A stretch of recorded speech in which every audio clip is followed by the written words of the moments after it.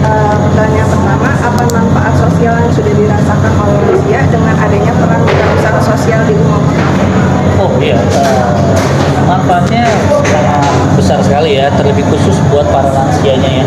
Karena memang para lansia ini dampaknya cukup lumayan besar juga ketika mereka bekerja di sini. Mereka bisa membantu perekonomian keluarga mereka, di mana sebagian besar dari para lansia ini juga memang kan dari kalangan ekonomi yang ya cukup lah ya. Jadi ketika mereka bekerja sini itu sangat membantu sekali sih. Seperti itu. Bagaimana peran wirausaha sosial di rumah kafe memberikan manfaat sosial bagi lansia, terutama hubungan sosial dan peningkatan kualitas hidup? Oh iya, Ada peningkatan kualitas hidup. pastinya ya. Jadi ketika ada perbedaan ketika mereka di rumah dan ketika mereka di kafe, ya, atau bekerja di kafe ini ya. Nah, jadi ketika mereka di rumah, mereka mengeluh bahwa aduh kalau di rumah tuh pusing, sering sakit badannya. Tapi kalau ketika mereka di sini, mereka ketemu rekan-rekan kerja yang mereka anggap sebagai cucu sendiri, betul. Jadi mereka lebih lebih sehat, lebih bugar seperti itu, dan kita pun menganggap kayak nenek sendiri atau kayak orang tua sendiri lah. Ketika datang kita sungkem, cium tangan, bahkan yang cewek-cewek suka peluk kayak gitu-gitu. Jadi bener-bener kekeluargaannya, kehangatannya berasa sekali. Iya, tadi saya aja ngobrol lumayan lama sama Oma. Bapak bisa memberikan contoh konkret nggak Pak dari adanya peran pemberdayaan ini di kehidupan Oma? Misalnya Oma menjadi lebih dianggap gitu di lingkungannya. Kalau soal itu saya belum observasi secara mendalam sih soal itu, mengenai dia di rumahnya seperti apa. Oke, baik, ini aja. Gimana sih Pak harapan masyarakat terhadap praktik wirausaha sosial untuk memperkuat modal sosial yang dapat memberdayakan lansia? Iya, harapannya adalah semakin banyak instansi-instansi yang melakukan pemberdayaan lansia seperti Umoma ini, ya akan semakin banyak juga lansia-lansia yang terbantukan gitu loh. Karena memang di Indonesia ini para lansia-lansia yang sebenarnya masih bisa produktif, tapi terbatas sama usia. Kan persyaratan kerja di Indonesia itu kan ada batasan usianya gitu. Nah itu yang menghambat mereka sebenarnya. Jadi harapannya sebenarnya lebih banyak lagi instansi-instansi yang tidak memiliki batasan usia. Selama dia masih produktif, masih punya motivasi kerja yang tinggi, ya harus sih bisa diterima ya. Gitu sih. Saya tadi ngobrol sama Oma tuh ini ya Pak, apa namanya? Direkrut dari kegiatan sosial pengajian di salah satu di tempat lupa ya di yayasan. Iya di yayasan itu. Nah, ada nggak sih Pak alternatif lain selain tadi kegiatan tersebut? Sama yang saya sudah lihat di blog Muhammad tuh sering buat ini ya ke panti-panti gitu ya betul. Pak. Selain itu ada nggak sih untuk kegiatan lain yang mampu mendukung pemberdayaan lansia Pak? Sejauh ini baru itu yang kita lakukan, tapi kemarin yang kita lakukan itu sebenarnya nggak ada hubungannya dengan lansia sih. Tapi kita ngundang kayak anak-anak yatim gitu ya, untuk semacam field trip lah gitu kan. Nah kalau kayak field trip anak-anak sekolah kan udah sering. Nah ini field tripnya anak-anak panti gitu, anak-anak panti yang dimana mereka kayak diajarin cara bikin kopi, cara bikin minuman, terus mereka praktek dan lain sebagainya kayak gitu-gitu loh. Jadi memperkenalkan dunia kafe atau kopi itu kepada anak-anak yatim seperti itu sih. Dan ada omanya juga di situ. Sama tim-timnya Tim Oma, iya. Kira-kira tantangan apa sih Pak yang dihadapi Umama Cafe dalam mengintegrasikan kearifan lokal dengan inovasi sosial? Kalau dibilang tantangan, sebenarnya kita tidak menganggap itu sebagai sebuah tantangan, karena dari awal pun kita udah memahami konsekuensinya yang akan terjadi gitu. Ketika kita rekrut Oma atau lansia, apa sih yang akan kita hadapi? Ya itu kita udah terima konsekuensi itu, bahwa dari awal kita kita sudah mendesain job desk-nya itu sesuai dengan kemampuan para oma-oma ini. Jadi kita tidak membebankan pekerjaan tertentu kepada si oma harus bisa ini gitu kan. Jadi ya kita sesuaikan aja sama kemampuannya. Misalkan kayak tadi tuh Oma Arus usia 82 tahun. Dia ya pekerjaannya ya hanya buka pintu, nyambut pelanggan, that's it gitu. Karena memang ya cuma itu yang bisa dilakukan kan gitu. Fleksibel aja ya kayak sesuai kemampuan. Iya, sesuai dengan kemampuan. Jadi kita nggak harus memaksakan, oh kamu harus bisa ini. Oh, tadi dari wawancara sebelumnya juga saya kan tanya ya, Oma ini punya background F&B apa ternyata enggak ya? Tapi bisa bekerja ya, Bisa. fleksibel. Betul. Tantangan apa sih Pak yang kan ini kan wirausaha sosial itu enggak apa ya, enggak mencari keuntungan dan laba sebesar-besarnya itu. Iya. Gimana cara Tasya menyeimbangkan dalam antara misi sosial dan pemberdayaan sih Pak? Ya, kalau bicara soal itu, gini, kita konsepnya dulu. Konsepnya adalah semakin banyak kebaikan yang kita tebar, kami percaya bahwa semakin banyak juga kebaikan-kebaikan yang akan kami terima. Jadi kita, kalau kita konsepnya seperti itu, kita nggak akan pikir untung ruginya. Dalam hal ini, program pemberdayaan lansia ini kita memang tidak berharap untuk keuntungannya seberapa, bahkan worst case sekalipun oma-oma ini tidak dapat melakukan pekerjaannya, kita anggap amal aja sampai sejauh itu. Jadi kita nggak anggap itu sebagai sesuatu yang merugikan, enggak, kita amal aja udah, berbuat baik aja, menebar kebaikan gitu. Ini ya benar-benar pure. Yes, kan sosial. Gitu. Memastikan antara keberlanjutan bisnis, misi sosial, dan pemberdayaan lansia dapat selaras itu gimana sih Pak caranya? Ya, yang pasti kita training lah. Training sih ya. Jadi sekalipun kita tidak membebankan pekerjaan kepada oma, tapi setidaknya kita kasih pelatihan pada si oma-oma ini bagaimana cara melayani customer dengan baik, sehingga customer yang datang itu merasa dilayani dengan baik pula kan gitu. Ya sekarang gini, kalau misalkan oma datang disambut nggak senyum kan sama aja. Iya. Ya makanya kita kan ajarin oma untuk oma senyum gitu kan. Ya kayak gitulah. Terus bagaimana cara supaya melayani pelanggan itu dengan hangat, ya nggak kaku, seperti apa, bahasanya bagaimana, cara ngomongnya bagaimana, itu kita latih ke oma gitu. Jadi supaya ya selaras dengan pelayanan kita. Baik-baik. Kendala yang dihadapi lansia dalam mengakses fasilitas atau kesempatan di Umama Cafe menurut Bapak gimana sih Pak kendalanya? Di Umama Cafe? Iya, aksesnya gimana? Kendala akses gimana maksudnya? Akses fasilitas kayak tadi sih saya nanya di sini tuh udah dapet untuk omanya tuh ada BPJS kesehatan ya Pak sendiri ya. Nah itu ada selain itu nggak sih Pak yang sulit tuh kayak yang belum tercapai untuk mengakses fasilitas?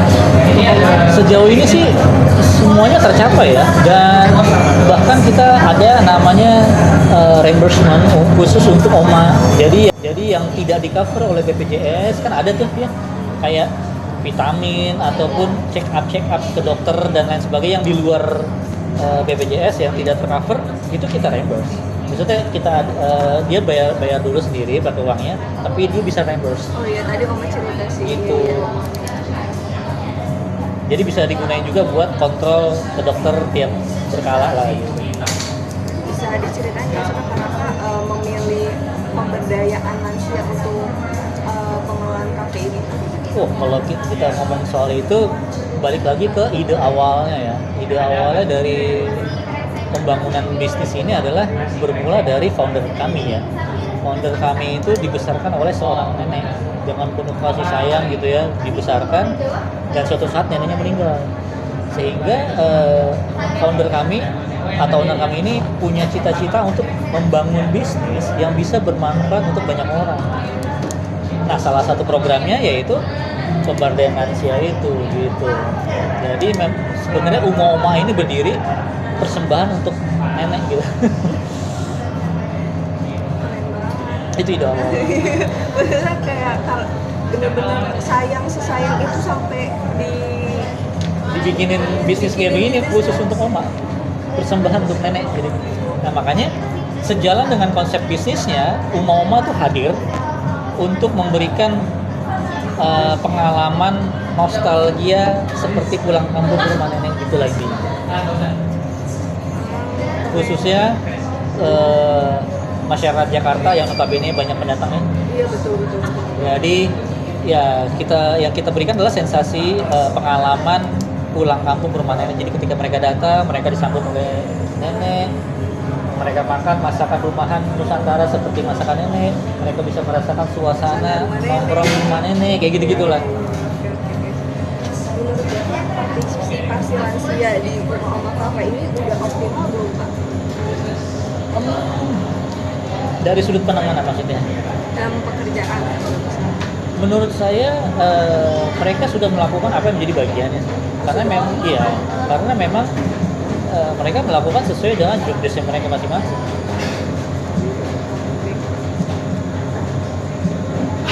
Apakah lansia memiliki kemampuan untuk mengusulkan atau meminta perubahan terhadap cara sumber daya digunakan atau diatur? Sorry, boleh bilang? Apakah lansia memiliki kemampuan untuk mengusulkan atau meminta perubahan, misalnya perubahan shift atau perubahan jam kerja gitu? Boleh banget lah. Oh, boleh ya? Boleh banget, fleksibel. Itu sih boleh. Terlebih khusus oma ya. Misalkan dia ada jadwal kontrol ke dokter, misalkan saya boleh tukar libur nggak, atau saya boleh tukar shift nggak? Ya boleh. Berarti kayak kasusnya kayak saya pengen kesini tapi ternyata oma yang pertama yang keduanya sama-sama nggak bisa hadir, berarti sama sekali nggak ada oma ya? Itu nggak apa-apa ya berarti ya? Nggak mempengaruhi Nggak ada masalah. kinerja di sini ya? Ya karena kan memang pekerjaan oma itu bukan pekerjaan yang krusial. Jadi pekerjaan supporting. Yang intinya nggak ada oma pun sebenarnya masih bisa jalan operasional. Gitu. Tapi itu kan sebagai ikon rumah oma Pak. Betul. Tapi kan kalau sakit masa boleh dipaksa. Itu namanya eksploitasi dong. Kayak gitu. Kalau misalnya ada perubahan yang tadi saya sebutkan, misalnya perubahan shift itu tuh biasanya tuh caranya gimana sih? Apa oma bilang ke bapak dulu? Apa gimana caranya? Aku Pastinya izin dong. Yes, izin ke atasan. Oh langsung ke atas. Ya bisa ke atasannya dia atau langsung ke saya nggak masalah. Jadi itu prosesnya berapa lama tuh? Apa kayak misalnya Ya tergantung minggu depan bisa gitu? tergantung omanya. Biasanya itu maksimal tuh H-1 maksimal ya. Tapi biasanya kalau oma ini dia udah dari jauh-jauh hari sih udah ngabarin.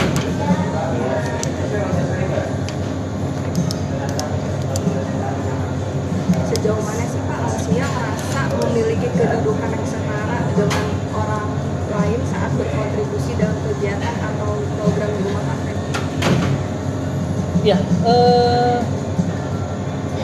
saya menilai bahwa oma dan karyawan yang lain ya dalam kedudukan yang setara karena tidak ada perbedaan baik yang karyawan muda maupun karyawan yang lebih tua dalam hal apapun. Tidak ada senioritas di sini, maksudnya oh lo lebih duluan join, ini lebih baru, nggak ada kayak gitu-gitu. Jadi kita semua sama-sama tim kesayangan oma ini ya sama-sama bareng-bareng dan ya memiliki kedudukan yang sama, nggak ada yang superior di antara yang lain, nggak ada. Kita semuanya sama. Tadi seru sih ngeliat mereka pada bercanda pas jam istirahat gitu, kayak kok bisa ya kayak sedekat itu. Sedangkan saya ngeliat yang tadi pakai baju itu kayak kedudukannya lebih tinggi ya Pak ya. Itu kayak bisa bercanda sedekat itu loh. Seperti gitu. itu karena saya memang bukan mendidik tapi selalu mengencourage kepada head departemen yang gak usah sok-sok berpangkat deh gitu loh. Ibaratnya gitu kasarnya ya, gak usah sok-sok berpangkat, kita semua sama, kita semua dibayar oleh perusahaan untuk melakukan sesuai dengan job desk kita masing-masing. Gak usah sok-sok angkat dada di jabatan gua ini lu harus hormat, enggak, kita semua sama kayak gitu sih, tapi tetap profesional. Iya, nggak profesional, udah enak gitu. Kalau bila terjadi konflik, Pak, gimana sih partisipasi oma dalam pemecahan masalah dan kontribusinya tuh dalam bentuk apa Pak? Dalam bentuk dia hadir sebagai orang tua, sekedar memberikan kayak nasihat atau Wejangan. masukan, ya wajangan atau itulah sejenis itu, dia menganggap bahwa ya itu anaknya yang perlu dikasih tahu, gitu, perlu dinasihati. Seperti itu sih kira-kira. Kira-kira masalah kesehatan yang sering dihadapi lansia di ibu mama apa itu apa sih Pak dan gimana cara ngatasinnya? Kalau soal kesehatan sih, mereka ini tergolong sehat ya. Cuma mungkin mereka punya kayak bawaan yang Penyakit, sebelumnya, ya. ya bawaan penyakit sebelumnya. Ya itu yang perlu dikontrol, perlu dicek up, kayak gitu-gitu sih. Kayak sebelumnya, kayak Yang sebelumnya, kasih fasilitas. ya. Ya, kalau memastikan kualitas hidup lansia itu meningkat dari hari ke hari itu gimana Pak? Ada nggak Pak cara apa tuh kayak program tersendiri atau Bapak memperhatikan gitu? Oke. Ada program di bulan ini. Ada baru mau di bulan ini? Iya, Oh. bulan ini itu program umroh. Yes, program umroh dan di akhir bulan ini ada 2 oma yang akan berangkat. Yang salah satunya adalah Oma Rustina, sama satu lagi Oma Wasina yang akan berangkat umroh di akhir bulan ini. Keren banget. Ya, sampai sejauh itu ya. Keren banget. Saya lihat di sini ada 3 oma ya fotonya. Yang satunya kemana ya Pak? Oh, yang tengah udah resign. Yang tengah udah resign, jadi kita beda dua baru lah. Apakah ada SOP atau regulasi operasional KP yang mengatur mengenai keterjaminan keamanan bagi oma dalam bekerja Pak? Iya, pastinya ada ya. Segala sesuatu kan kita ada SOP-nya ya. Makanya selama mereka menjalankan sesuai dengan SOP harusnya aman sih. Selamat apa ya Mas? Ya, misalkan contoh nih. Contoh, kita punya rules bahwa Oma Rustina sama Oma Wasina itu standby di lantai 1 aja. Dia tidak boleh naik turun tangga. Jadi standby di pintu aja udah. Terus kayak misalkan kalau yang oma yang lebih muda nih kayak yang ini Oma Yati sama nanti ada Oma Sus gitu. Nah itu standby hanya di lantai 2 aja. Misalkan gitu. Ya udah lantai 2 aja. Jadi untuk naik turun tangga biar runner aja. Nah, itu regulasi yang kita tetapkan untuk ya antisipasi keselamatan lah gitu. Di sini ada oma yang lebih muda ya Pak? Ada, ini 50-an. Yang mana Pak? Ini yang kanan ini. Oh, ini. Iya, itu 50-an. Ada 2. Ada yang ini 50-an. Nah, ada lagi yang 60-an. Ada lagi yang 80 ada 2. Oma Wasina sama ini Oma Rustina 82. Kalau Oma Wasina pas 80 Desember ini. Dia, tanggal 31 sih lebih tepatnya nanti. Tanggal 31 Desember 80. Jadi dia masih 79 jalan 80. Jadi dia adalah ini momen yang paling berharga mungkin buat dia karena dia ngerayain di Tanah Suci. Iya benar. Tanggal 31 Desember dia ngerayain tahun baru, ngerayain ulang tahun di Tanah Suci. Itu momen yang mungkin gak akan terulang kembali di usianya dia. Betul. 80 tahun. Momen berharga banget. Semoga berkah ya. Berkah deh Pak. Apakah tunjangan sosial atau dana pensiun disediakan bila terjadinya kecelakaan kerja Pak? Terus gimana fasilitas untuk menunjang keselamatan selama bekerja bagi lansia? Ya kan semua di cover oleh kayak Dari BPJS dan juga kita ada reimbursement kayak gitu-gitu sih. Itu di luar kebijakan perusahaan yang ya kalau misalkan perusahaan pengen ngasih sesuatu kepada para lansia ini itu di luar itu ya. Oh jadi itu apa ya kayak program umroh ini dari PT-nya langsung Yes. bukan dari ininya ya Pak? Itu bukan ketentuan tapi kebijakan. Berarti selama dari akhir Desember sama seterusnya tahun depan itu bakal ada kayak gitu Pak? Ya belum tahu kan kebijakan, sistemnya kebijakan. Namanya kebijakan kan bukan suatu keharusan. Tapi adalah langkah yang diambil oleh perusahaan dalam kondisi tertentu kan kebijakan itu namanya. Kalau ketentuan kan setiap tahun ada umroh, itu kan ketentuan, ada aturan. Tapi kan kita itu masuknya bukan aturan, tapi kebijakan. Gitu kira-kira. Kalau ini kan Oma kan udah 80 tahun, 82 tahun paling tua ya Pak. Kira-kira ada nggak sih kayak ketentuan misalnya umur segini kayaknya Oma tuh udah nggak bisa kerja apa kayak dari perusahaan itu kayak kayaknya udah bener-bener sepuh nih nggak bisa, atau emang nggak kerja dari kemauan oma sendirinya? Oke, kita tidak menyarankan oma itu untuk kerja atau tidak kerja. Semua kita kembalikan ke omanya. Selama omanya masih sanggup, selama omanya masih bisa produktif, ya boleh. Jadi gini, kita tidak bukan dari sisi perusahaan yang menentukan bahwa kamu kerja atau tidak kerjanya, tapi dari sisi omanya sendiri. Jadi kayak misalkan contoh nih, kita nentuin oma harus kerja, tapi kalau dia nggak sanggup, kita nggak bisa paksa. Kebalikannya nih, oma nggak usah kerja, tapi dianya masih sanggup sebenarnya, ya kan? Kita juga nggak bisa paksa juga. Jadi ya semua, iya betul. Sanggup ya oma ya. Betul, kita kembalikan kepada oma. Sama ketika kita rekrut oma pun itu tidak ada batasan usia. Selama omanya masih sehat, selama omanya punya motivasi untuk kembali produktif, ya kenapa enggak? Kita nggak bisa paksain. Oh kamu bisa kerja, ayo kerja. Kalau dia nggak mau ya kita nggak bisa paksa kan?